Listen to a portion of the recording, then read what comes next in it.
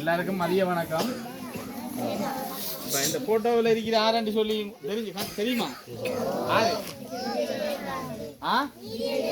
ஆறவர் ஆறு நடிச்சவர், அது மட்டும் தான் நமக்கு தெரிஞ்ச விஷயம்.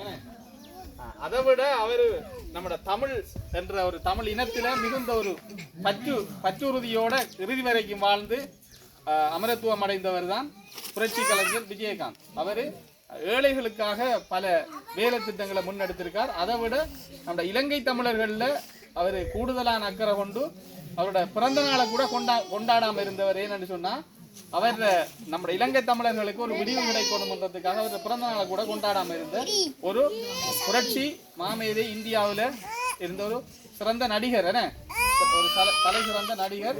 அதை விட அவர சமூக பணி என்றது பரந்துபட்டு இருந்தது. நம்ம கடைசி வரைக்கும் தமிழர்களுக்கு தீர்வு கிடைக்கணும்ன்றதுல உறுதியா இருந்த ஒரு மாமனிதர் தான் புரட்சி கலைஞர் விஜயகாந்த். அவருடைய நினைவாக இலங்கையில் இருக்கிற புரட்சி கலைஞர் விஜயகாந்த் அவர்களுடைய அந்த ஆதரவு அணியினர் அவருடைய பற்றால அதை இலங்கையிலேயும் நாங்கள் அவருடைய நினைவு தினத்தை நாங்கள் கொண்டாட வேணும் என்ற நோக்கோடு நம்மட கிராமத்தை தெரிவு செய்து நம்மட கிராமத்தில் இருக்கிற மக்களுக்கு ஒருவேளை மதிய உணவாவது நாங்கள் அவரை நினைவாக வழங்க வேண்டும் என்ற நோக்கோடு எங்கட கிராமத்தை தெரிவு செய்து வந்ததுக்கு நாங்கள் முதல்ல அந்த புரட்சி கலைஞர் அணியினருக்கு நான் இந்த இடத்துல நன்றியை தெரிவித்துக் கொள்கிறேன். நன்றியை தெரிவித்துக்கிறேன்.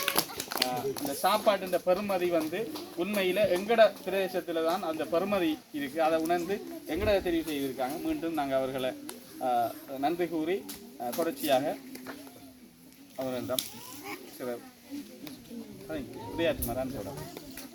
நீங்கள் சொல்லுங்கள். எங்களுக்கு நான் எங்கே அவர் சாப்பாடு கொடுத்தேன் விஜயகாந்த் சொன்னால் சோறு கொடுக்குறதுலாம் முதலாகாது. வட நடிப்பை தாண்டி சாப்பாடு கொடுக்குறதில்ல. அதை செய்யணும் பண்ணி நான் தனியாக முயற்சி எடுக்க நண்பர்களை காய்ச்சல் கொஞ்சம் ஹெல்ப் பண்ணாங்க. அப்படின்னு சொல்லி ஒரு 300 பேருக்கு சாப்பாடு அரேஞ்ச் பண்ணதில் அவர் 2 கிராமம் செலக்ட் பண்ணோம். அதில் இது உண்டு கொஞ்சம் ஊருக்கு பக்கத்தில் கொஞ்சம் பேர் கொஞ்சமாக கொடுத்துருக்காங்க. அதில் எவ்வளோ தூரம் தாண்டி வந்து கொடுக்குறதில்ல மட்டும் சந்தோஷம்.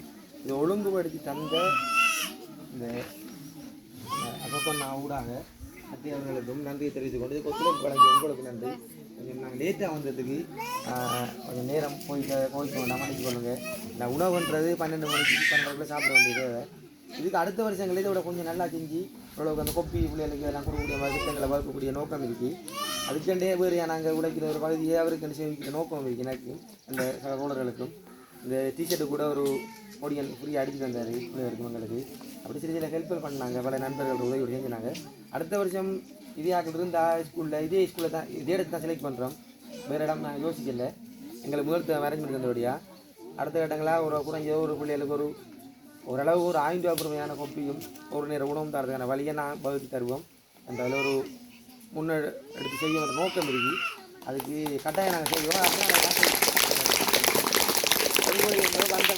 அனைவருக்கு நன்றி. இந்த வயது சிறுவர்கள், தாய்மார்கள், அக்கா தங்கி தம்பி எல்லாம் இருக்காங்க. மாஸ்டர், பிரின்சிபல், அடுத்து ஆடி தலைவர் அவருக்கும் நன்றி. அரேஞ்ச் பண்ணி தந்ததுக்கு மிக்க நன்றி. எங்களுக்கு அரேஞ்ச் பண்ணி தந்தது.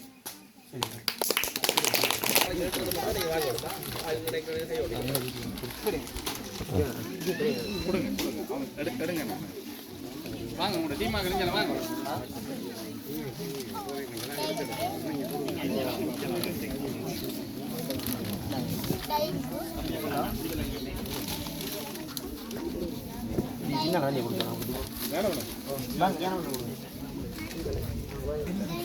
இல்லை இல்லை நான் பிடிக்கிறேன்.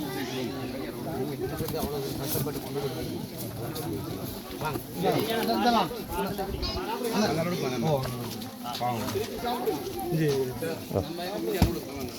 எடுத்து கொடுங்க.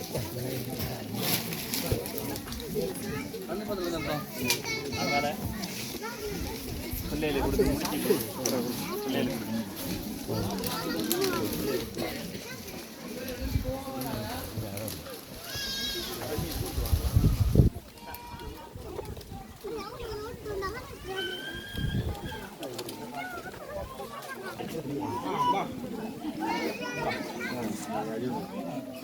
இதெல்லாம் போடுறோம்ல தாங்க வாங்க.